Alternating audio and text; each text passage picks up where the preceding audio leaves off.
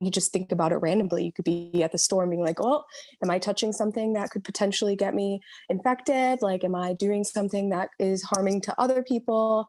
The everyday question of, am I safe, is difficult to answer when you're dealing with a virus you can't see.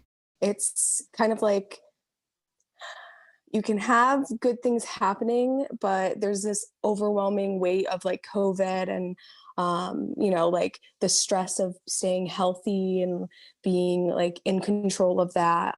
A study from Yale on suicide during the stay-at-home period in Connecticut found a decreased rate of suicide overall, but a 62% increase in minority suicides compared to prior years. For a lot of the suffering and trials and tribulations that we've experienced collectively, it can be amplified among particular populations. We're still working from home and having social interactions through Zoom. More than ever, we're feeling isolated, especially after that small break that we had in the summer with relaxed restrictions. Now people are turning to their laptops and their phones, seeking therapy services online. Sometimes when we know how uncomfortable it was in the past and we can feel it coming again, it's almost worse than having not known what was coming. Therapists are booking new and existing clients amid warnings that the worst is yet to come. They're adapting to online counseling.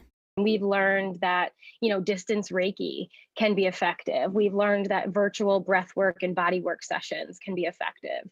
AA and NA and recovery groups transitioned to online. Telehealth is effective, but Kayla has found additional community support through a mental health group called Resilience Supply.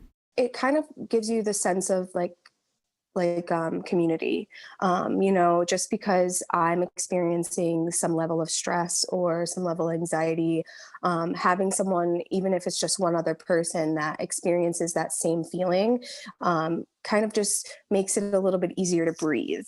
We have a link to Resilience Supply and other community support organizations on our website at fox61.com.